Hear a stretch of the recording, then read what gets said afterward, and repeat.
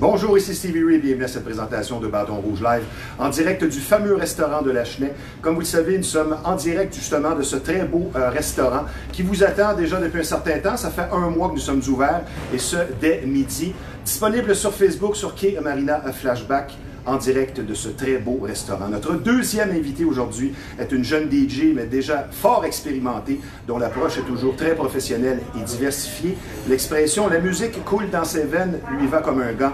Rares sont les gens ayant un CV musical si bien garni, spécialement à son âge. Et pour nous parler évidemment de musique, mais aussi du retour au jeu dans cette période d'après-Covid, nous recevrons cette femme orchestre, DJ Lady Black Ice, Audrey Cousineau. Mais pour amorcer l'émission, notre premier invité, quand on parle d'astrologie, il se passe de présentation. Ceux qui ne le connaissent pas au Québec sont rares et ne font pas dans l'astrologie, mais après l'avoir entendu, vous pourriez bien changer d'avis. Il pratique depuis très longtemps. Et aujourd'hui, pour nous parler des signes du Lion et de la Vierge, avec nous, un expert, un habitué de l'émission, mais surtout un homme plus que sympathique, votre astrologue favori, Alexandre Aubry. Bonjour Alexandre. Bonjour Stevie. Ça va merci. Ben oui, merci pour cette belle présentation encore une fois. Ben, re-bienvenue. Ma première question, évidemment, comment ça va dans cet après-Covid? Parce que ça a un petit peu changé nos vies. Oui, ben écoute, je te dirais, comme je l'avais un petit peu vu, j'avais espéré que nos planètes soient moins intenses encore, mais elles nous étirent ça. Écoute, jusqu'au printemps prochain, dans cette dynamique un petit peu à couteau tiré, je dirais, où il y a de nombreuses restrictions. Mais par la suite, une fois qu'on aura bien avancé en 2022, enfin, alléluia, on respire, et ce ça sera bienvenu pour l'été 2022. Tu commences fort, j'aime ça, c'est un message d'optimisme. Oui. Et on a besoin de ça. D'entrée de jeu, bonne fête à l'avance, toi qui es Lion, le 18 août prochain. Exact. Tu vas célébrer, on ne dira pas ton âge, mais tu ne fais pas ton âge, moi je peux te dire ça. Ben, demi-siècle. Déjà. Demi-siècle. Mais tu ne fais vraiment pas ton âge, Alex. C'est sûr que quand on arrive à 40 ou à 50, ce sont des plateaux, mais c'est ici que ça compte. Oui, exactement. Je sens que nous allons beaucoup nous amuser. L'émission d'aujourd'hui aura l'air, comme on dit, arrangée avec le gars des vues, mais il n'y en est rien, puisque nous fonctionnons 2 mois à l'avance. Les mois ont un ordre, ainsi que les signes, comme vous le savez. Donc, aujourd'hui, nous allons faire la définition et les prévisions pour nos 2 signes respectifs, soit toi le Lion et moi la Vierge. En plus, nous avons le même ascendant, donc quelle paire nous faisons? Je vais commencer avec le Lion, qui va du 24 juillet au 23 août habituellement. C'est pas toujours pareil. Non, ça peut varier d'une journée. Je dirais souvent même le 23 juillet. Ouais. Et parfois le 23 août est la journée du changement de signe. OK. Un signe de feu masculin régi par le soleil, signe de puissance. Maintenant, je vais citer ta mère, qui m'a beaucoup aidé dans ma préparation. Je consulte ses livres et tout ça, un petit peu mon expérience personnelle. Elle résume ainsi le Lion: qui peut éteindre le soleil malgré parfois quelques nuages. Tu l'as sûrement déjà entendu dire ça. Il y a une petite note aussi. Il y a 2 signes qui ont une très grande puissance, soit le Lion et le Scorpion. Je pense que tu es d'accord avec moi, on en a peut-être déjà parlé. C'est 2 signes qui possèdent cette particularité. Maintenant, le Lion, on va commencer avec l'homme. On va faire l'inverse de ce qu'on fait d'habitude. D'habitude, on commence avec les femmes par galanterie. De ton propre aveu, le Lion a besoin de briller et être reconnu. Et on ne le voit pas ici de vantardise ou d'orgueil. C'est tout simplement comme ça. C'est le roi de la jungle. Qu'est-ce que vous voulez? Il est protecteur, pacifique, jusqu'à ce qu'on lui pile sur les orteils. Je te connais et je pense que c'est comme ça que tu es. Tu es vraiment un être pacifique. Fierté et honneur font partie de ses valeurs. Encore une fois inspiré de ta mère dans mes recherches, prêt à tout pour plaire, il aime les feux de la rampe. Et je dirais que c'est pour ça que tu es tant à l'aise aussi devant une caméra. Tu as ça dans le sang. Un signe fixe et masculin, un vrai homme, ne passe pas inaperçu généralement. Et sa devise, c'est laisser le roi, laisser passer le roi comme dans la jungle. Ne connaît pas la peur, aime prendre de la place, aime une femme aussi qui paraît bien à ses côtés pour bien le représenter avec panache. Généreux. Là aussi, je te connais comme ça. Aime faire plaisir, chaleureux, enthousiaste. Là aussi, je te connais de cette façon. En amour, il préfère la recette pour la vie. Difficulté avec le mot rompre. C'est un ami fidèle, loyal. Dans la vie, il fonctionne selon le principe du chasseur. Il a besoin d'objectifs. pour atteindre ses trophées et ne sera décontracté seulement quand il aura atteint ses 10 objectifs. Je me trompe pas trop, je pense. Ouais, ça va assez bien, effectivement. Un certain magnétisme, une personne attirante et droite, optimisme et honnêteté. Il aime savoir dans quoi il s'embarque. Un astrologue célèbre qui était du Lion, Sidney O'Mars. Oh oui. Petit défaut maintenant, pas de deuxième place pour lui.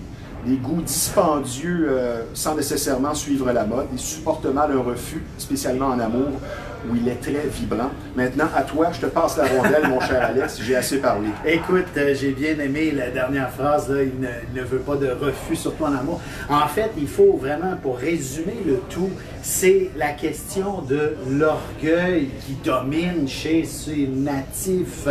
Et je m'inclus là-dedans. L'orgueil ou la fierté? Écoute, il faut, dans le fond, mettre le mot orgueil dans une autre catégorie pour le lion. Il s'agit d'un organe vital, si on veut. C'est extrêmement important, c'est comme la prunelle de ses yeux. Et dans ce que tu as décrit, ce qui est intéressant, je dirais, c'est l'idéal du lion. Ce n'est pas nécessairement tous ceux qui nous écoutent en ce moment, puisque de nombreux lions ont bien préféré garder l'anonymat parce que c'est beaucoup trop dangereux de s'exposer en écorchant son orgueil. Dans le sens où aucun lion ne peut se permettre de se mettre les pieds dans les plats devant quelqu'un, devant les autres, tout d'un coup qu'on fasse rire de soi. Ça, c'est à proscrire chez les lions. Surtout ceux qui n'ont pas encore développé pleinement leur confiance en eux. Ceux qui l'ont fait, déjà là, il est plus facile de faire rire de soi. Ça devient tout à fait plausible. J'ai lu une phrase de ta maman qui disait qu'un lion atteint sa maturité autour de l'âge de 52 ans. Et c'est peut-être ce que tu veux dire aussi, c'est qu'à un moment donné, il y a une dose d'humilité qui vient avec l'orgueil, qui fait que c'est mieux balancé. Tout à fait, exactement, c'est ça que je disais. L'orgueil est vraiment un organe en soi et qui doit apprendre à être protégé. Ouais. Et évidemment, c'est la confiance en soi. Écoute, je pense qu'on a tous, dans le fond, une approche différente de la vie. Des fois, la confiance en soi peut s'acquérir un peu plus jeune, des fois plus tard. Parfois, on va avoir confiance dans certaines sphères, et pas dans d'autres. Exactement, exactement. Et comme tu disais, par rapport à l'amour, un refus, ben, c'est définitivement ridicule. Hein? Et ça implique tout à fait de jouer sur l'orgueil et l'honneur et de se sentir rejeté. Quelle humiliation épouvantable pour le lion. Alors, donc, c'est... Quand des jeunes femmes te disaient non, quand tu avais 20-30 ans, tu avais beaucoup de difficultés avec ça? À tel point que je me souviendrai très bien, l'adolescence et le jeune adulte, je n'osais même pas approcher une femme. Je te comprends là-dessus. Je n'essayais même pas. J'attendais qu'on m'approche. Ouais. Parce que sinon, le refus était tellement... une blessure grave, ça pouvait me prendre plusieurs jours à m'en remettre. Et même à me jeter par terre au point de me poser de grandes questions existentielles.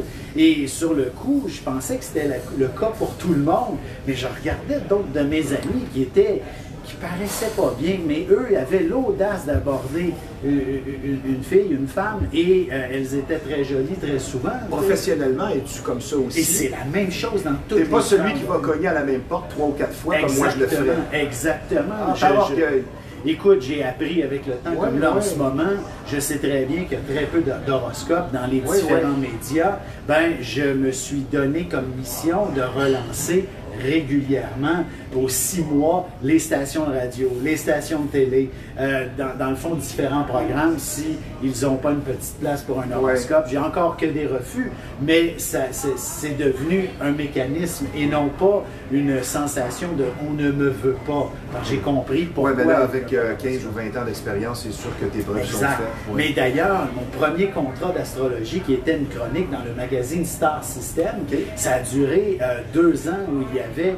Écoute, j'étais tout fier d'avoir ça, un nouveau magazine, nouvel astrologue, c'était en 2004-2005, et j'étais tout fier, mais au bout de 2 ans, ils ont coupé la chronique horoscope, tout simplement parce qu'ils ont jugé que ce n'était pas pertinent dans ce magazine-là. Et écoute, j'ai pensé abandonner l'astrologie, tellement ça m'a fait mal. Mais évidemment, après ça, j'ai poursuivi, j'ai compris un peu plus le principe du monde des médias. Donc, mieux dans ta peau de lion maintenant qu'il y a 20 ans. Ah, tout à fait, tout à fait.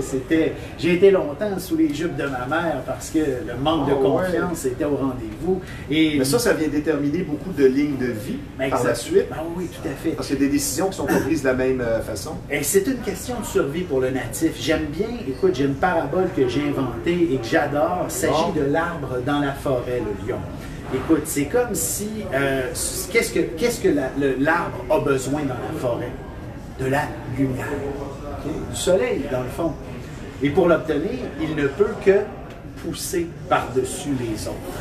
Qu'est-ce qui se passe? S'il ne le fait pas, il va mourir. C'est une question de survie. Alors l'arbre doit se démarquer. Le natif ne peut pas faire autrement que d'être quelqu'un qui se démarque. Il n'est pas obligé de se démarquer dans l'univers des médias. Il peut le faire à sa façon, dans l'univers qui l'intéresse, que ce soit professionnel, personnel, familial, sentimental. S'il est le trophée de son amoureux ou de son amoureuse, il va se sentir comblé. Alors, il n'aura pas nécessairement besoin d'aller chercher un métier où il va se démarquer. Alors, le lion doit se démarquer. J'aime beaucoup ta franchise. Moi, je vais poursuivre parce que certaines citations de ta mère, le lion, évidemment, c'est un signe stimulant, honnête, il nous allume. Une règle enseignée par ton père, par le père de ta mère, qui est ton grand-père, du côté maternel, je crois. Oui. C'est ça. Et elle suivait ça religieusement. Dis-moi qui tu fréquentes et je te dirai qui tu es. Ce qui est tellement vrai dans la vie. Moi, dernièrement, j'ai eu des choix à faire et qu'est-ce que tu veux? À fréquenter les faibles, on s'affaiblit sans même leur être utile. Et à fréquenter les forts, comme les lions, on conserve notre force et même on l'alimente. Et ça représente, je crois, la plupart des lions. Parce que c'est sûr que tous les lions ne sont pas pareils, mais disons en général, et ça vient de ta mère. Moi, je suis bien d'accord avec ça, des hommes lions que j'ai connus, dont toi. Écoute, c'est une affirmation qui n'est pas nécessairement astrologique. Ça bouleverse un peu d'entendre ça, mais oui, c'est vrai, je l'ai déjà entendu. Puis tu l'as entendu de ton grand-père? Oui, tout à fait. C'était fréquent parce que lui, c'était pour juger nos fréquentations. Bon. Mais c'est tout à fait vrai et légitime, bien sûr. Écoute, dans le fond, le lion, honnêtement, il n'a pas nécessairement automatiquement cette puissance que tu viens de décrire. Mais ça se développe.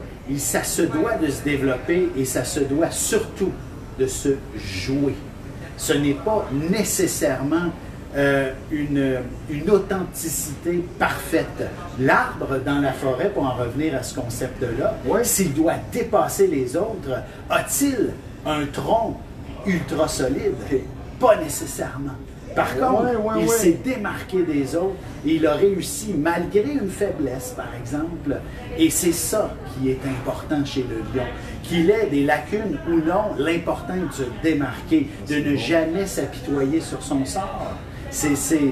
Ça fait partie de la fierté, ça fait partie de tous ces éléments-là, de l'orgueil. Plus on part avec un handicap, plus ça peut motiver l'individu aussi à se démarquer, en être davantage fier. Une phrase intéressante de Jules César, qui était, je pense pas qu'il était lion, je pense qu'il était bélier, mais bon, mais il a toujours dit, il n'y a pas de gloire à vaincre sans péril. Alors, c'est un peu le dicton du lion aussi. Une victoire trop facile n'apporte pas grand-chose aux natifs. Il se doit d'être décoré d'une certaine façon. Et plus c'est difficile, plus la médaille, elle est grande. Et quand je parle de médaille, c'est de l'estime de soi.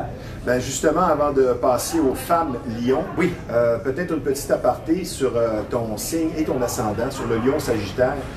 Tant qu'à te maganer, on va continuer. Mais on t'a pas trop magané jusqu'à présent, je pense que ça a été plutôt des fleurs. Le lion ascendant sagittaire, double signe de feu, très cérébral et chanceux, multidisciplinaire, rien ne peut l'arrêter quand il a une idée en tête, une belle estime de lui-même, économe, même s'il aime prendre des risques, amateur des causes nobles, qui lui permettent également de briller. À l'aise en public, n'aime pas l'ennui, la bêtise humaine, sélectif avec ses amis et beaucoup de magnétisme. C'est difficile de ne pas être d'accord avec ça.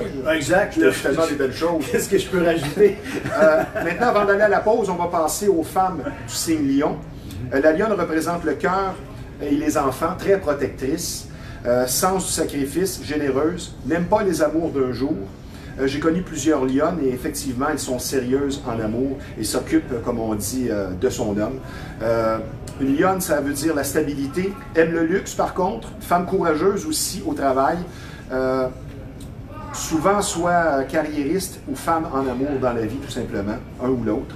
Besoin d'être flattée, tendance à la dépression parce qu'en amour, elle accumule au nom de la stabilité, parfois excessive. Et non, ce ne sont pas des mangeuses d'hommes, elles sont plutôt sélectives, aiment le luxe, comme je le disais, les sorties mondaines, intuitives, avec un brin de naïveté. Qu'est-ce que tu nous dis sur les femmes du signe Lion? Écoute, on doit reprendre de toute façon ce que j'ai dit précédemment pour les hommes. Ça s'applique tout de même en grande partie aussi à la femme. La seule différence, c'est des fois la difficulté de se démarquer puisque, encore une fois, dans nos sociétés, la femme n'est pas encore l'égale de l'homme, même si on y travaille fort et que, en tant qu'individu, toi et moi, on a cette mentalité, cette philosophie de vie de toute façon. Nous sommes tous des êtres égaux, mais la société nous a quand même amené à une dynamique où il y a encore pas nécessairement une égalité. Et la femme lionne en souffre probablement plus que les autres parce qu'elle a le même potentiel que l'homme à se démarquer. Évidemment, si ce n'est pas à travers le monde professionnel, elle doit le faire dans son univers plus personnel et intime. Et quand tu disais, dans une vie de couple, effectivement, si elle n'est pas la reine de son amoureux, ça va être malheureuse. Et ça, en fait, si elle était la dictatrice au travail, la dictatrice ou la grande patronne, ça serait beaucoup moins grave auprès des yeux de l'amoureux. Il faut que quelque part elle se démarque. Et si c'est pas le cas au travail et que dans la vie amoureuse non plus, ça devient toujours de plus en plus difficile. Effectivement, la dépression guette le lion à ce moment-là qui ne peut pas se démarquer. J'ai bien fait mes devoirs finalement. Exactement. Mais c'est grâce à ta maman. Tout à fait. Quelque chose à rajouter sur les femmes lions ou si tu veux donner les prévisions pour 2021, du moins pour le reste de l'année? Mais écoute, l'été, c'est généralement le mois des lions. Là, on vient d'y entrer là, en ce moment, là, depuis 2-3 jours. On est quelle date? Là? On est le 28 juillet aujourd'hui. Donc depuis 4-5 jours déjà. Et le marché des joueurs autonomes de la LNH s'ouvre dans quelques heures, justement.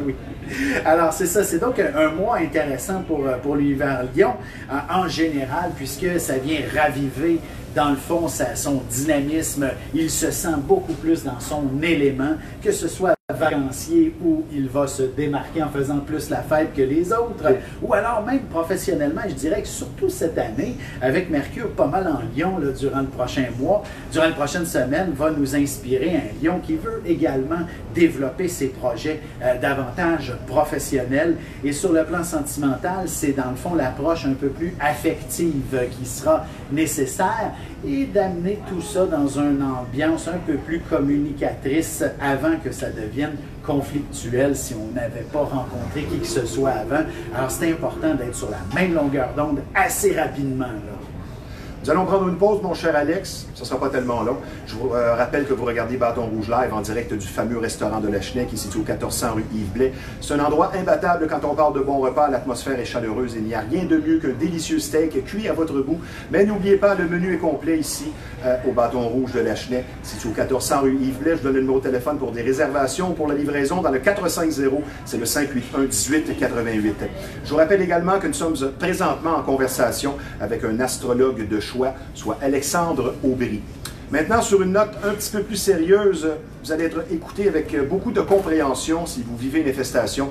Et vous aurez compris ici qu'on parle de bébites et pour certaines familles, c'est carrément un drame. Et plus vous attendez, plus le problème va s'aggraver. La solution, c'est Rive-Nord Extermination, 35 ans d'expérience, une entreprise familiale très sérieuse qui vous attend sur place et un service personnalisé. Donc, pour la solution, Rive-Nord Extermination, le numéro de téléphone dans le 450, c'est le 582-67 06.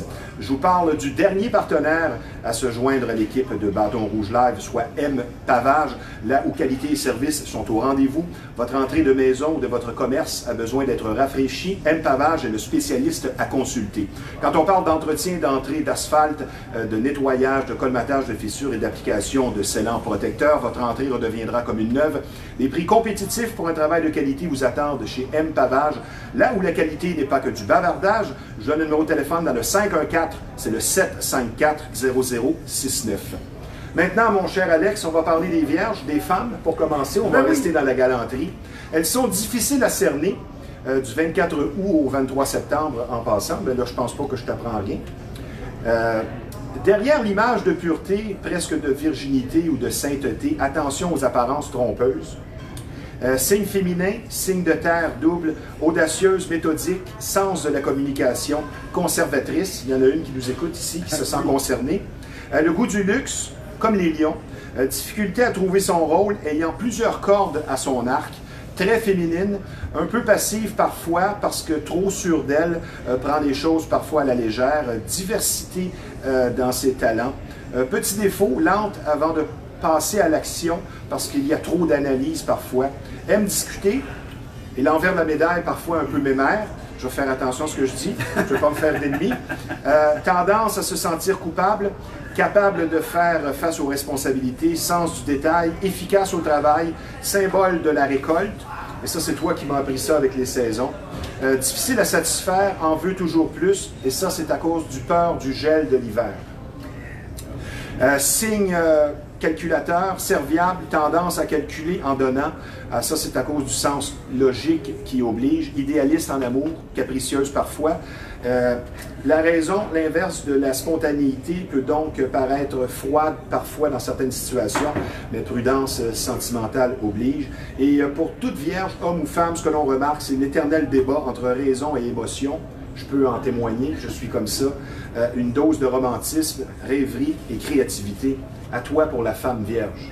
Wow, écoute, il y a plein de belles choses. Et évidemment, je te dirais, tu as poussé trop loin dans le négatif. Ah, j'ai pas été si négatif que ça. Ben là, oui, non. Écoute, je te dis tout de suite, il faut quand même doser tout ça. Il s'agit tout simplement, écoute, c'est pas compliqué à comprendre, marqué au fer rouge de l'insécurité sont toutes les vierges. Pourquoi? Parce que tu as parlé du gel remise en question, en fait, la taille.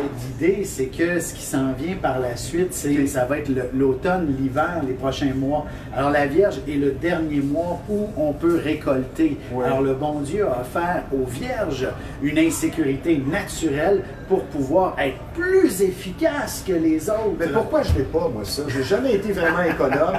Je suis pas un gars insécure. Je voudrais l'être un peu plus pour que c'est tout de suite mon ascendance agitante. Tu fait ça?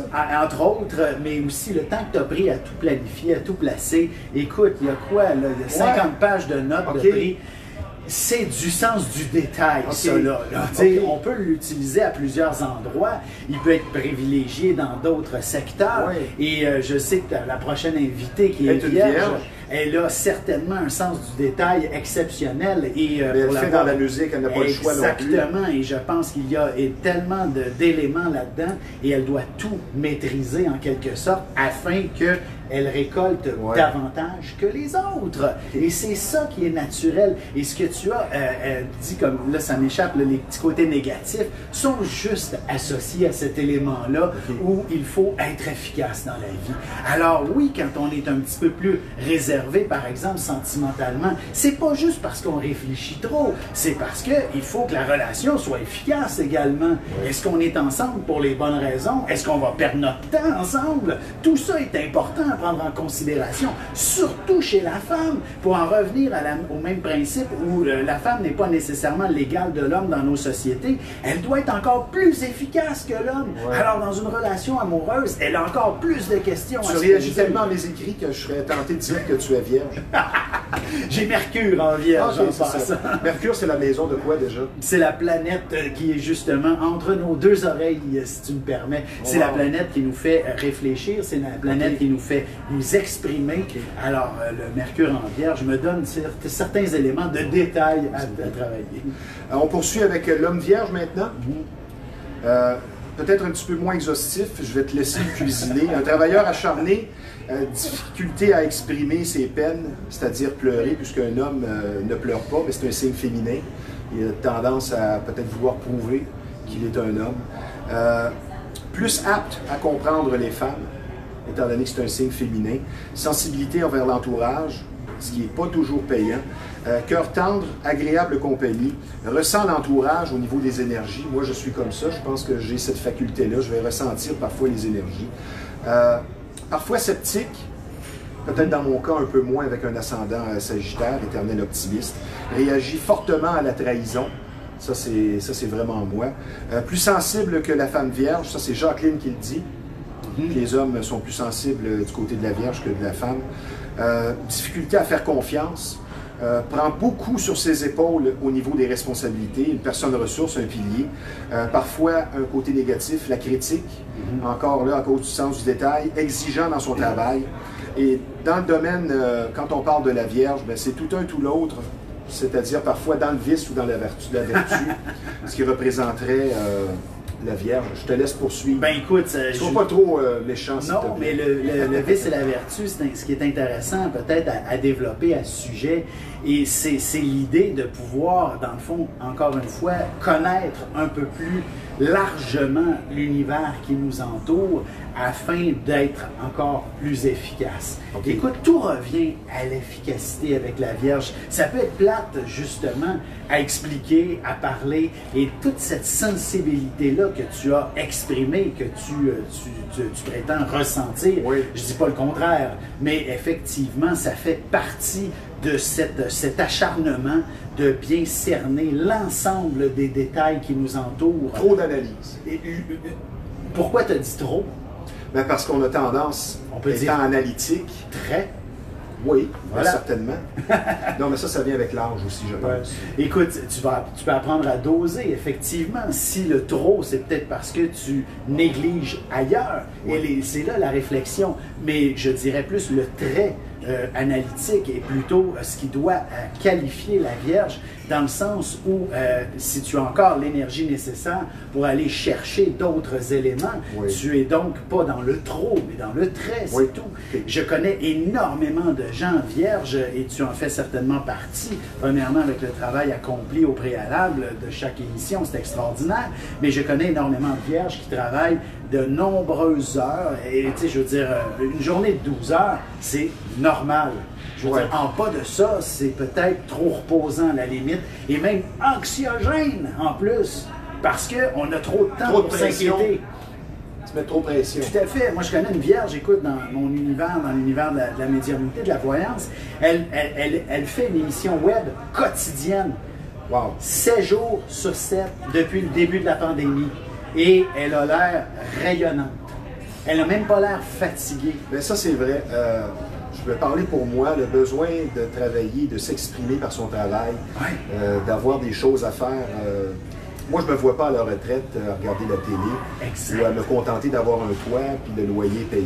Je serais malheureux comme des pierres. Exactement. Toute vierge qui se respecte, hommes, femmes confondus, doivent se représenter par leur travail, leurs occupations et même leurs obligations dans certains cas. Et c'est ça qui rend une vierge qui n'est pas heureuse ou heureux à son travail, moi je l'ai déjà vécu, c'est très compliqué. Ah oui, oui, tout à fait. C'est plus douloureux qu'un autre.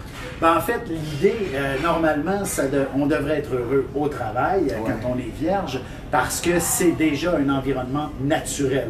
On est à la bonne place. T'sais. Être sur le chômage pour une vierge n'est pas être à la bonne place.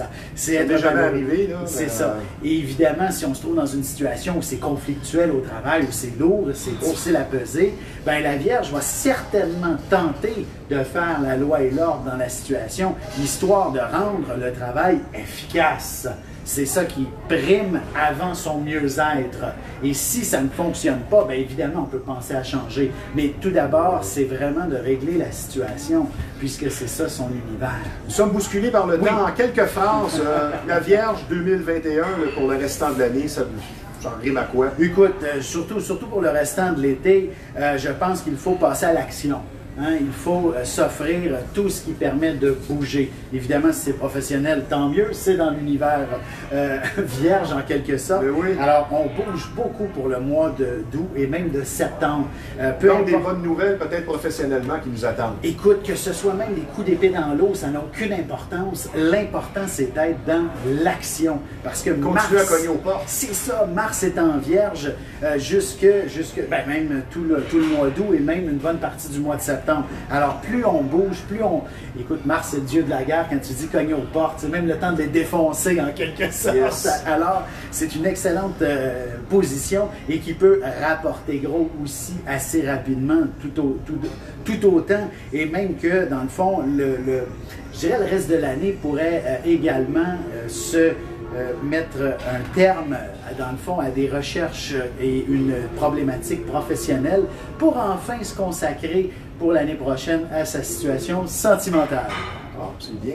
Je vais terminer avec une question philosophique, comme je le fais toujours. J'aurais aimé qu'on énumère les 12 planètes, les 12 maisons, mais on n'aura pas vraiment le temps pour le bénéfice des gens. Moi, je vais poser une question un peu personnelle. Est-ce qu'on arrive à analyser sa propre carte du ciel sans préjuger, à rester neutre, quand on voit sa propre déconfiture ou une difficulté à venir dans sa propre carte du ciel? Arrives-tu à être neutre? Est-ce que c'est déjà arrivé que tu as fait, disons, je sais pas, ça fait 2017, peu importe l'année, 2006, tu as dit, oh, ça ne sera pas une bonne année, mais que c'est difficile parce que c'est toi qui analyses finalement ta propre carte. Écoute, ben oui, par expérience, en plus, je peux t'en parler oui, heures, oui, certainement. Si on a une minute ou deux, écoute, il y a justement en début de carrière ou en milieu de carrière, tout dépendant de où on se situe, mais dès 2008 et 2009, je soupçonnais que ça pouvait commencer à être un peu plus complexe à partir de 2013-14.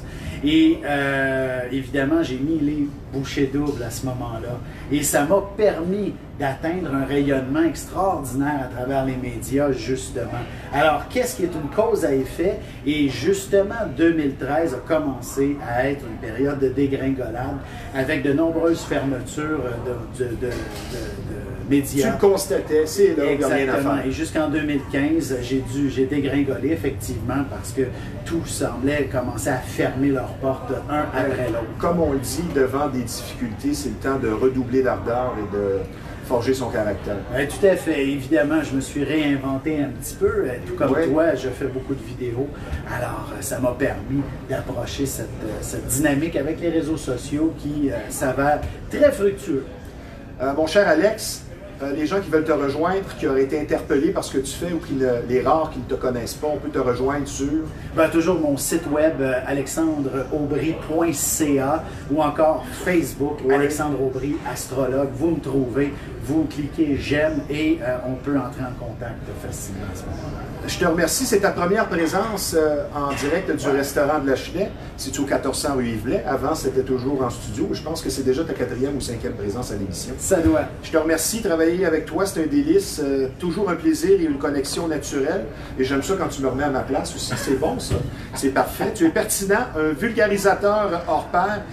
Moi, le plus beau compliment que je peux te faire, et quand je reçois ce compliment-là, je me dis merci, c'est gentil. Tu es très professionnel, tu es non seulement sympathique, et je te souhaite une bonne fin d'été. On va se revoir dans 2 mois pour les 2 signes suivants, qui seront Balance et Scorpion. Excellent. Je m'en viens bien. Oui, je t'avais d'être remplacé. Non, jamais. Merci Alex. Bonne fin de journée. Stevie. Bye bye. Maintenant, vous êtes amateur de chasse et de pêche, l'endroit pour vous, c'est Performance Chasse et Pêche, une entreprise qui porte bien son nom et beaucoup d'expérience sur place puisque ce très beau magasin existe déjà depuis 24 ans. Une bonne réputation, tout simplement le numéro 1 de la Rive-Nord quand on parle de conseils et de bas prix et de chasse et pêche. C'est situé au 303 Notre-Dame à Repentigny, Performance Chasse et Pêche, là où la passion se vit à chaque saison. Je vous parle maintenant avec enthousiasme d'un de nos partenaires ici, soit la zone vêtements de sport et classiques, qui est située au 148 Notre-Dame. Beaucoup de choix et de marques de choix justement sur place dans cette super belle boutique. Je vais vous en nommer quelques-unes. Gasp, Better Body, Riderwear, La Bella Mafia, des marques de choix, des nouvelles marques telles que Koala. C'est très en vogue pour les jeans, les t-shirts, spécialement pour hommes. Lacoste pour les vêtements, les souliers, Timberland et le fameux Head Rush avec ses magnifiques chandails. C'est situé au 148 Notre-Dame à Repentigny, la zone vêtements de sport et classiques. Maintenant, notre deuxième invitée, c'est une femme musicale qui n'est pas qu'une excellente DJ, comme vous serez à même de le constater. Elle chante Elle compose et elle produit. Également technicienne à ses heures, elle fait vibrer ses adeptes au son de la musique dans divers endroits et possède même une formation universitaire en musique. Avec nous, une DJ qui a joué jusqu'en Europe. Je vous présente celle qui ne connaît pas le mot limite, DJ Lady Black Ice, Audrey Cousineau. Bonjour Lady Black Ice. Bonjour Stevie, quelle belle présentation, merci. Mais c'est la vérité. Comment vas-tu? Bienvenue au fameux restaurant de la Chenay. C'est ta première ici, tu as connu le studio. Comment ça se passe présentement? Ça s'en vient, de mieux en mieux. Mais oui, ça va bien. Ben, moi, je te soupçonne, tu es tellement amateur de musique, c'est tellement dans tes veines, comme je le disais. Je suis à peu près sûr que tu fais des rêves sonores et musicaux. Est-ce que ça se peut, ça? Ça se peut-tu, ça? Rêver et entendre de la musique? Absolument. Tu fais partie des DJ. On va revenir à nos choses un petit peu plus sérieuses, n'ayant pas perdu de temps à reprendre le collier, reprendre le boulot, et tant mieux pour toi, pour démontrer ton talent. Déjà plusieurs endroits où tu as livré des prestations. Ma première question, étant donné que tu as repris le collier rapidement, oui, c'est une question de talent, mais c'est beaucoup une question de réseau également. Je veux dire, quelqu'un qui n'entretient pas ses réseaux ou qui l'a peut-être pas nécessairement au niveau des relations interpersonnelles, ça va être plus compliqué. Et je pense que c'est un de tes secrets pour ta réussite. Ça l'aide beaucoup, ça. On se le cachera pas. Dans beaucoup de domaines, en fait, ça prend un bon réseau de contacts. C'est ça qui va faire toute la différence. Oui. Mais comme toi, là, ça fait déjà plusieurs années que tu joues. Là. Parce que tu n'as que... Il ne faut pas demander l'âge à une femme, mais gars, on va dire, tu n'as pas 30 ans, je ne serai pas précis, mais ça fait déjà un certain temps que tu joues. Absolument, exact. Combien d'années? Ça va faire 8 ans professionnellement cette année. Est-ce que Twitch est là pour rester, dans ton cas? Ou ça demeure un plan B qui ne t'aidait qu'à garder la main? C'est pour moi surtout le plan B, mais je pense que j'en entends beaucoup parler de plus en plus. Peut-être que ça va être quelque chose, ça ne sera pas nécessairement régulier, quotidien ou hebdomadaire, mais c'est sûr que je vais faire des événements ici et là, c'est définitif. Tantôt, là, avant de faire l'entrevue, tout ça, on parlait, tu m'as parlé du phénomène du up and down et la sévérité des policiers dans différents endroits où tu as joué. J'aimerais que tu me parles de cet aspect-là, de l'après-Covid, que peut-être les gens ne voient pas, mais que tu vis, je veux dire, pratiquement à chaque endroit où tu as joué. Oui, absolument. C'est bon que tu en parles, Stevie. C'est vraiment... C'est pas facile en ce moment, le vibe, si on pourrait dire, dans tout ce qui est la restauration, un petit peu, surtout les restos-bars présentement. J'ai joué à plusieurs endroits. C'est ça. On va les énumérer après. C'est ça, mais c'est toujours un petit peu le même, le même phénomène qui se produit un peu partout. Les policiers qui viennent faire des rondes souvent dans la soirée, notamment bien sûr pour faire respecter les consignes de la santé publique, mais aussi c'est le fait que c'est très difficile d'avoir des réservations en ce moment. Moi-même en tant que consommatrice, juste aller dans un bon resto à Montréal, il faut s'y prendre des semaines à l'avance. Des fois j'ai des bons amis qui viennent, qui sont dans le secteur, dans le quartier. Audrey, on aimerait ça venir te voir, tu joues ce soir. Oui, mais ça prend une réservation, on peut pas juste venir prendre un verre au bar, juste s'accrocher, venir te voir un peu. Ça marche plus comme ça, donc c'est plus difficile. Plus compliqué. Ouais. Selon ton estimation personnelle, on arrive à la vie complètement normale dans combien de semaines? J'essayais de rester optimiste et de, justement, j'en parlais avec des propriétaires de restaurants. Plus Noël que septembre. On voulait, nous, dans nos cœurs, vraiment fort, on souhaitait début août ou septembre, mais à date, ça repousse un peu, donc peut-être plus le temps des fêtes. À suivre.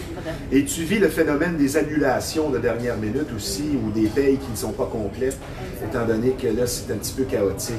Absolument. Mais souvent, je comprends très bien aussi les restaurateurs qui ont une situation plus difficile. Il y a des places qui sont à 50-60% de la capacité. Des fois, il y en a qui essaient d'étirer plus, mais n'empêche que c'est pas les coûts. Quand tu es habitué de faire un revenu de 30 000 par soir, puis que tout à coup, tu arrives à peine à faire 15 ou 20, c'est plus du tout la même... C'est pas la même dynamique du tout. Exact. Donc, présentement, beaucoup de productions en studio pour différentes chansons qui s'en viennent pour toi, je crois, sur Spotify. Oui, absolument. Parce que tu es également une chanteuse, une très bonne chanteuse. Moi, je t'ai écouté à quelques reprises et tu as beaucoup de talent. Merci.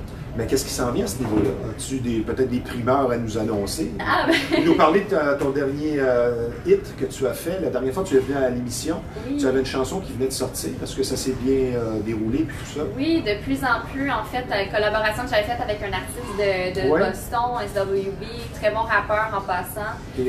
Donc ça aussi, il y a beaucoup de découlé de ça. En fait, j'ai eu plusieurs appels par après pour de la production. Donc justement, je suis en studio présentement pour plusieurs collaborations avec plusieurs DJ et artistes également. Donc, plusieurs beaux projets à venir dans les prochains mois. Je vais énumérer les endroits où tu as joué déjà depuis la reprise, là, presque 2 mois, au Miss Wong à Laval. Cet endroit-là, c'est quoi qu'il y a de particulier? Parce que c'est un nom quand même spécial. Oui, bien... Qu'est-ce qu'il y a de particulier à cet endroit-là? C'est plus style club.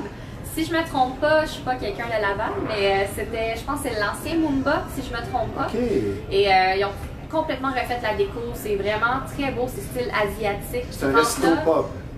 Ouais, c'est ça, resto-bar un petit peu. C'est pas une discothèque comme telle, là. Je pense que ça l'était peut-être plus avant le COVID. Okay. Présentement, c'est plus, mais c'est comme Supper Club un petit peu, je dirais. C'est complètement, c'est super beau, la décoration. On se croirait, tu rentres là, tu te croirais à Tokyo ou Beijing. C'est bon ça, à Tokyo en plein Jeux olympiques. Ouais. Tu t'es également produite au Houston, dans le quartier d'Istra. Et tu as fait plusieurs parties privées thématiques, latino des années 80. Comment tu abordes les années 80, toi qui n'étais pas né à cette époque-là? Je vais être honnête avec toi, Stevie, c'est que c'est une époque que j'adore. Génial, hein? Oh, j'adore. Tu comprends pourquoi on est resté accroché? Oui, absolument. Même que des fois, on dirait qu'en tant que musicienne... Tu aurais aimé ça, vivre ces années-là? Ah, absolument. Ah, tu aurais aimé ça? Absolument. Tout était différent. Là. Je ne partirai pas là-dessus parce qu'on va être ici pendant 1 heure. Mais autant la musique, les rencontres, les chars, tout était différent. Plus facile de se trouver un emploi. Il y a certains phénomènes techniques, je pense, qui sont venus peut-être compliquer la tâche. Et dernièrement, ça m'a impressionné, tu étais en conférence, tu donnais une conférence à l'Université d'Ottawa, le Algonquin College. Exact. Mais c'était pour l'aspect technique de la chose. J'aimerais que tu me racontes ton expérience. Oui, bien en fait, j'ai une de mes très bonnes amies, Marcella Rada, qui est une ingénieure de son extraordinaire. Elle est enseignante là-bas. Donc, justement, elle voulait faire un atelier avec ses élèves en studio. Donc, elle m'a invitée. J'étais l'artiste invitée cette journée-là. Les jeunes me posaient un petit peu des questions sur mon parcours, ce que j'ai fait dans la vie, pourquoi, le comment que je suis rendue, où est-ce que je suis rendue. Oui. Et ensuite, il y a eu une portion plus technique, pratique. On était en studio et il fallait que les jeunes nous aident justement à installer le boost pour les vocales, ensuite enregistrer la chanson. Puis c'était très intéressant parce que c'est ma première fois que j'ai enregistré sur du tape. Là-bas, il enregistre encore sur des bobines. Ah, wow! Exact. Tu te retrouvais malgré toi dans les années 80. Absolument. Puis en plus, c'est une chanson de All & O's qu'on a enregistrée. Laquelle? Man-Eater. Ah, wow! C'est le fun, ça. Là, tu me rends nostalgique. Oui. Imagine ton CV quand tu auras 40 ans. Parce que tu vas poursuivre, je veux dire, tu as la musique dans le sang. Absolument. Tu as fait aussi des balles de finissant. Et en pré-entrevue, tu me parlais du fait que tu avais été agréablement surpris, malgré les limites, aussi de la participation des jeunes. J'aimerais que tu me développes un peu sur cette idée-là. C'est venu m'intriguer, tout ça. Ben, moi aussi, en fait, quand les techniciens en loisirs, surtout qui organisaient les balles, sont rentrés en contact avec moi, ils nous ont dit « Audrey, on va t'envoyer la liste de chansons que les jeunes aimeraient que tu joues pour la graduation, tout simplement. » J'ai été agréablement surprise, ça m'a ramené à mon époque à moi, parce que ça faisait à peu près une dizaine d'années que moi-même j'ai gradué du secondaire. Et ça ressemblait pas mal à ce qui jouait à mon bal. Donc il y a beaucoup de Tayo Cruz, LMFAO, Party Rock Anthem, des chansons comme ça, du Rihanna, David Guetta qui revenaient beaucoup dans les listes. Donc j'étais agréablement surprise. C'est bien ça. Tu es professionnelle depuis l'âge de 16 ans. Oui. Ça aussi, c'est un haut fait d'armes sur ta liste. Tu vas travailler dans certains clubs. J'aimerais qu'on fasse l'énumération des clubs parce qu'il y a le 5 qui appartenait, je crois, à MC Mario. Exact. Je vais te laisser faire la liste. Oui, en fait, j'ai fait plusieurs clubs, surtout à Montréal. J'étais résidente aussi au Maurice à Québec tous les jeudis, à peu près 4 ans de cela. C'est ça, le 5 à Montréal. C'était plus selon les événements, parce qu'il n'y a pas nécessairement de DJ résident au 5, donc il y avait surtout des artistes invités, tout ça. J'ai joué, c'est sûr, tout ce qui est resto-bar, surtout dans le quartier 10-30, Houston, Balthazar, un petit peu le vestibule des endroits comme ça. Très diversifié dans tes expériences. Et ça, je pense que c'est bon pour toi. Exact. J'avais moi-même ouvert un club à un moment donné avec mon mentor, justement, qui s'appelait le Castel Noir. C'était un concept un peu style speakeasy. Oui, j'aimerais qu'on en parle de ça parce que ça n'a pas nécessairement marché comme tu aurais voulu. Qu'est-ce que tu retires de cette expérience-là? Ça m'a appris beaucoup sur surtout le monde de la nuit, l'organisation d'une soirée. Je veux dire, j'organise des événements, mais c'est une chose d'être toi-même derrière le bar, aller chercher des commanditaires, les permis d'alcool, les capacités pour la salle. La tâche est très grande. Oui, c'est ça. Tout ce qui est l'organisation, les billets, les réservations, c'est une autre... une autre game, si on veut. C'était quelque chose. Un autre volet impressionnant sur ton CV, tu as joué en Espagne, à divers endroits également. Disons une culture différente aussi. On en a parlé lors de la dernière entrevue, mais tu me dirais quoi au niveau des différences? C'est sûr qu'ils ont la culture très latine et européenne ancrée. Donc, moi, c'était spécial un peu en tant que DJ. J'étais résidente dans des clubs là-bas. Plus énergique?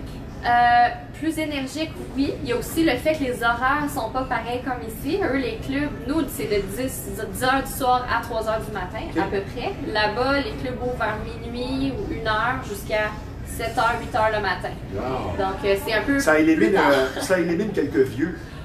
Mais non, je te dirais que c'est le contraire parce que la culture là-bas est tellement familiale. Les gens, je voyais des jeunes, soit de mon âge ou plus jeunes, qui sortaient avec maman, papa ou même les grands-parents, souvent dans les nightclubs. Je voyais ça très souvent. Donc les gens sortent en famille. Alex, tu ne nous verrais pas sortir à 5-6 heures du matin puis dormir pendant 2 jours? Oui. L'adaptabilité, qui est pratiquement, c'est sûr qu'il faut avoir du talent, choisir les hits, les tubes qui correspondent aux vibrations de son plancher de danse. Mais l'adaptabilité, toi, tu en fais preuve. C'est une des grandes qualités que doivent absolument posséder les DJ qui veulent faire carrière. Et comme tu joues dans différents endroits, différents parties, de différentes façons, c'est sûr que toi, tu as cette qualité-là. Oui, pas le choix. J'ai appris ça se développe? Sur le tas. Ça se développe. Oui. Mais il faut quand même avoir un intérêt. Je dirais que ça serait quelque chose, il faut que ça vienne de nous. Okay. Quand même, parce que si déjà j'ai rencontré déjà des DJ qu'eux autres, ils jouent du deep house, c'est ça, that's it, that's all, c'est tout. Puis mais dans un party privé, ben juste du deep house, peut-être que ça sera pas la bonne solution. Il y a des clients qui aiment moins ça, puis on se fait taper sur les doigts assez rapidement, donc ça prend quand même une ouverture d'esprit. Je sais que c'est pas tout le monde qui est à l'aise avec les années 70, années 80, après ça 90. Des fois, il y en a qui veulent rien savoir du hip-hop, puis il y en a d'autres qui veulent rien savoir de la musique pop, un peu plus mainstream. Donc, ça prend, comme tu dis, de l'adaptabilité. Avant la pause, dis-moi donc un titre ou deux des années 80 que tu as retenu puis qui t'a agréablement surpris, t'as dit « Ah, j'aurais aimé vivre ça ». As-tu un titre ou deux qui te passe par la tête? Ben Eater, c'est très bon, là. Oui, c'est ça, exact. Mais c'est ça, je pense que je vais y aller même avec les artistes, parce que les titres, c'est trop difficile pour moi. Mais j'adore surtout Earth, Wind and Fire, beaucoup. Groove Me, September. Ah oui. Oh, oui. Puis aurais-tu peut-être un autre artiste ou un autre? Oui, les artistes, c'est quoi? ABBA. J'aime beaucoup ABBA. Ah, ben oui, c'est sûr. Ouais. Nous allons prendre une pause. DJ Lady Black Ice, ce ne sera pas tellement long. Je vous rappelle que vous regardez Bâton Rouge Live. Nous sommes en compagnie d'une DJ particulière, soit DJ Lady Black Ice, Audrey Cousineau. Je vous parle maintenant d'un gym qui offre ambiance et compétences, soit le fameux TriStar Gym. Une très belle salle de musculation vous attend sur place. Et pour pratiquer tout sport de combat, c'est vraiment l'endroit pour vous. Beaucoup d'expérience vous attendent sur place. On va répondre à vos besoins. Quand on parle d'expérience, coach Yves Jabouin, le propriétaire, seulement pour vous dire, il a 31 combats MMA en carrière. Donc, TriStar Gym, ambiance et compétences, c'est situé au 530 Notre-Dame à Repentigny. Je vous parle d'un garage tout à fait particulier maintenant, situé au 1133 Notre-Dame à Repentigny, soit sa moto. La réputation de ce garage n'est plus à refaire, la confiance règne, le travail est bien fait, c'est le respect du client en premier. De longues explications, de longues années d'expérience vous attendent sur place. Moi, personnellement, j'aime bien dire que ce sont les tops de la mécanique. Sa moto, situé au 1133 Notre-Dame. DJ Lady Black Ice, j'aimerais que tu me parles de ton avant-match, avant des préparations, avant de donner des prestations. Une question que je pose, que je t'ai peut-être déjà posée, mais je ne suis pas certain, que je pose inévitablement à tous les DJ, spécialement ceux qui ont beaucoup d'expérience. Es-tu superstitieuse? Certains, avant une prestation, vont méditer, vont chercher un certain calme pour se retrouver, concentrer leurs efforts. D'autres vont tout simplement consommer. Dans ton cas, es-tu nerveuse? Est-ce que tu es le genre de personne qui ne tient plus en place? Quel est ton rituel d'avant-match? C'est quoi? Bien, c'est sûr, ça commence tout d'abord et avant tout avec la préparation. Donc, la semaine avant, c'est sûr que je m'assure que...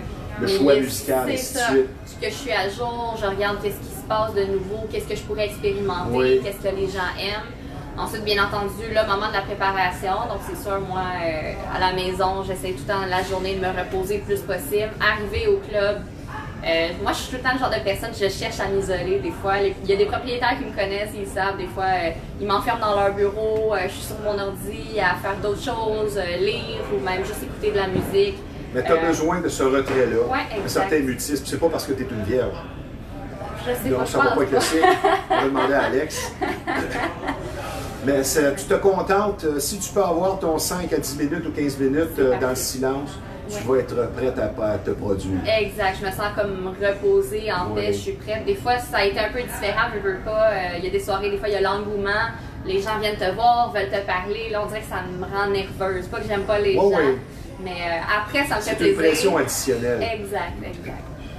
Question suivante. Toi qui es presque de tous les styles musicaux, que ce soit par tes études ou ton expérience musicale, on va parler maintenant d'un aspect qui concerne la musique depuis des siècles. Un certain mysticisme autour de la musique et certains groupes rock s'en sont servis. Et parfois, on voit qu'il y a vraiment une réalité dans tout ça. Ce qu'on appelle la quatrième dimension de la musique, il y a une raison à ça. Je veux dire, tu entends un son et ça a une réaction chimique, physique, ton poil se redresse, tes énergies sont renouvelées. Il y a comme des propriétés énergétiques. C'est un aspect mystérieux, on parle même de métaphysique. Et ceux qui sont dans la musique comme toi l'ont expérimenté, l'ont vu chez d'autres personnes. Il y en a qui ont fait en sorte qu'on puisse jouer les vinyles à l'envers pour voir des messages sataniques. Tu peux constater, pour les gens qui s'intéressent à la chose, Led Zeppelin 3, autour de la bande-annonce du centre, il y a des inscriptions qui sont carrément sataniques sur certaines copies. Mais dans ton cas, cette influence que semblent avoir les sons sur l'humain, un certain mysticisme autour de ça, qu'est-ce que tu en dis, toi, de tout ça? C'est quoi ton interprétation de la chose? Ah, ben moi, c'est définitif. C'est quelque chose que mon mentor m'avait appris. Il me dit, Audrey, être un DJ, c'est pas juste psychologique, ça dépasse ce niveau-là. Comme tu parlais un petit peu de la quatrième dimension, tu vas chercher les gens d'une certaine façon. Tu es comme un chaman ou un sorcier qui ensorcelle les gens dans la soirée. Tu es sur ton Ça, c'est le mot, ensorceler. Oui, exact. Oui, donc c'est quelque chose que je me suis fait dire souvent, que c'est devenu souvent dans le métier en parlant avec d'autres DJ ou des collègues et tout. C'est vraiment, tu fais quelque chose sur la crowd, tu as un effet, si jamais, c'est-à-dire, mais si t'es pas bon, mais ça va paraître, ça va transparaître. Ben oui, tu vas les mettre sur un down. Donc, un certain pouvoir sur les foules devant qui tu joues. Moi, je l'ai constaté, j'ai travaillé dans nombre de clubs et je voyais le DJ quand il performe. Je veux dire, ça peut être fou dans certains endroits. Là. Absolument. Quelques notes et c'est fait. Ah oui, on contrôle tout. Des fois, quand il y a une chanson qui fait vraiment vibrer les gens au complet, surtout dans les fins de soirée, je pense que ça m'arrive plus. C'est sûr que le taux d'alcool est rendu plus élevé. Dans ton cas ou là, les gens? Dans mon cas, ben, les gens, non pas mon cas. Moi, tu ne bois pas quand tu travailles? À peine. Ben, je pense qu'il y a certaines chansons qu'on garde comme un as dans la manche. Exact. On sait qu'il va soit nous sortir d'une situation ou élever encore le niveau des énergies, n'est-ce pas? Exactement, puis souvent ça unit les gens en fin de soirée. C'est pas rare que je vais jouer Bohemian Rhapsody par exemple de Queen. Écoute, j'ai jamais. Ça va toujours pogner. Toujours, toutes les générations. Je suis tellement émerveillée à chaque fois. Ça réunit les gens. Je vois des gens, des inconnus se prendre par les épaules, chanter à tue-tête. Wow. Mais autant que des fois, ça m'est arrivé dans des clubs que je suis dans un gros vibe hip-hop. Puis là, tu vois que les gens ont des fois. Je dis pas l'époque, moi j'en écoute des fois, puis je suis pas une personne violente dans la vie, mais on dirait que des fois ça vient ça vient chercher une certaine agressivité. Une agressivité, puis là on voit de la tension, on voit de la tension se créer dans l'air, des fois le propriétaire me regarde du coin de l'œil. Tu fais attention, tu vas provoquer des bagarres. C'est ça, c'est comme on met-tu la toune de passe-partout après? Ou du Joe Dassin. C'est ça. Question suivante, est-ce que la COVID a changé ton approche musicalement parlant?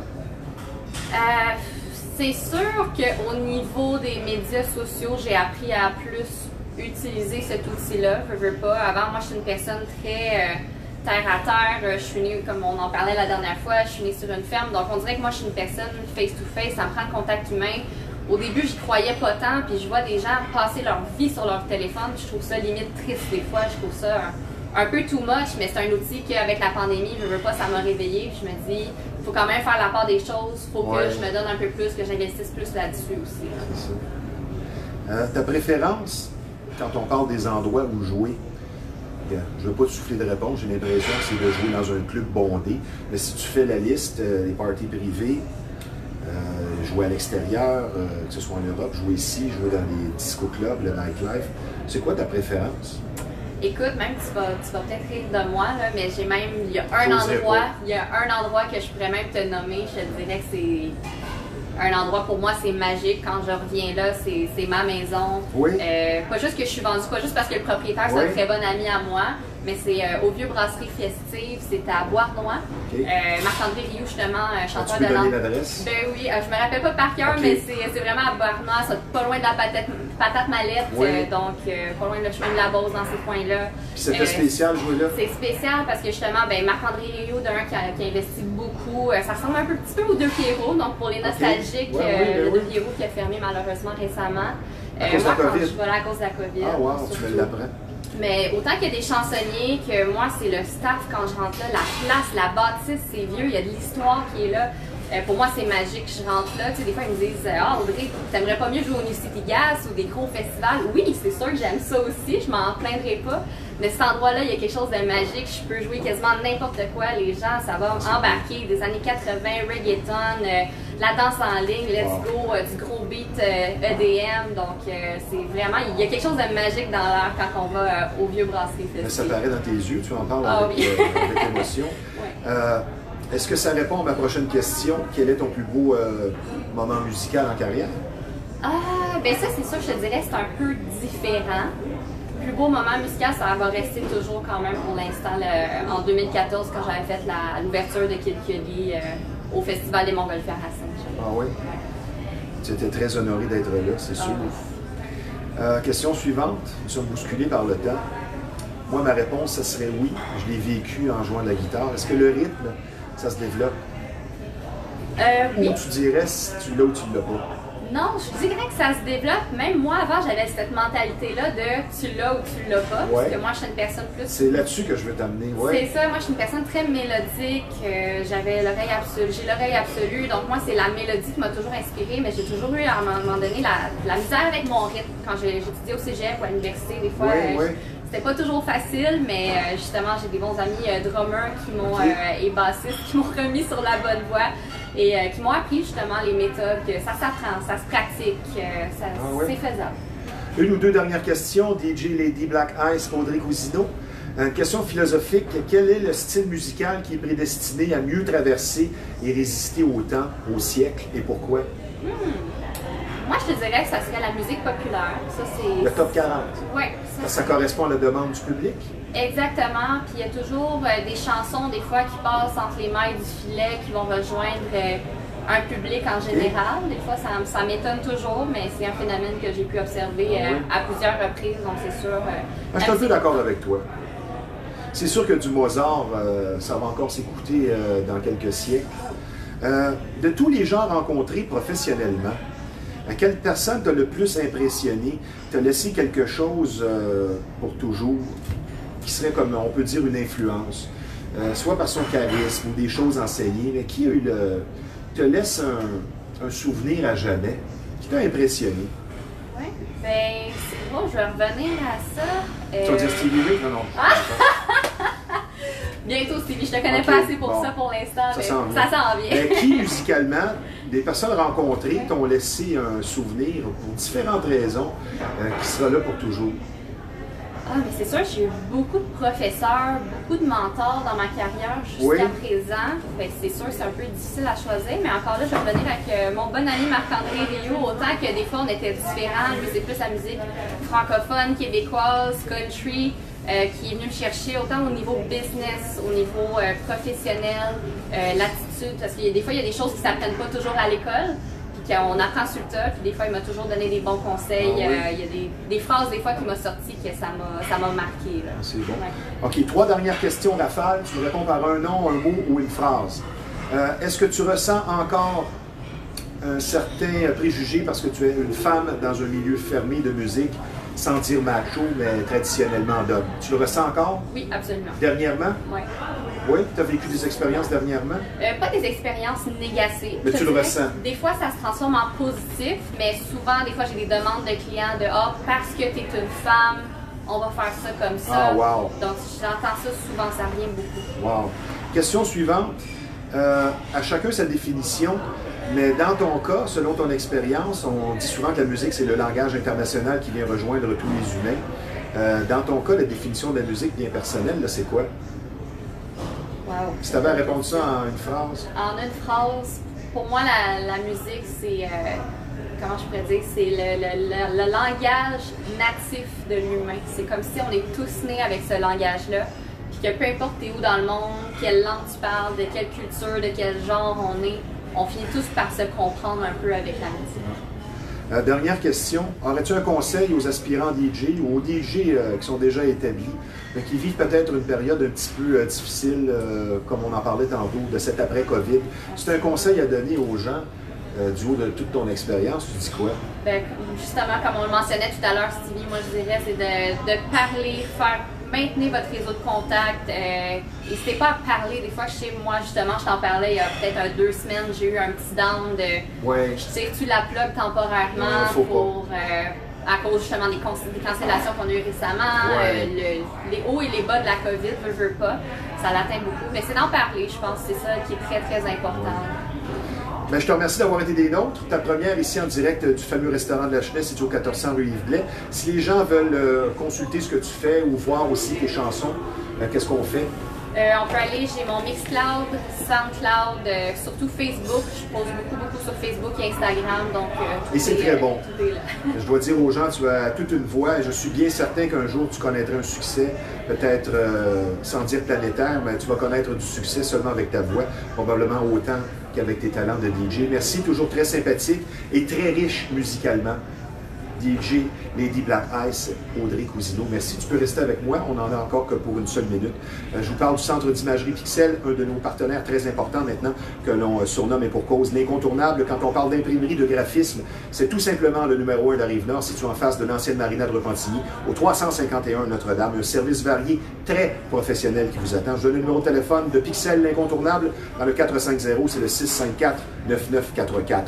En terminant, de grâce, prudence sur les routes.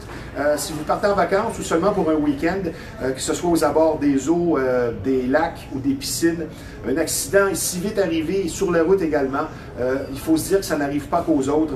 Il ne faut pas penser non plus, justement, qu'on est à l'abri de ce qui pourrait arriver et qui pourrait changer toute une vie. Donc, prudence sur les routes. Et si vous partez en vacances, eh bien, bonnes vacances.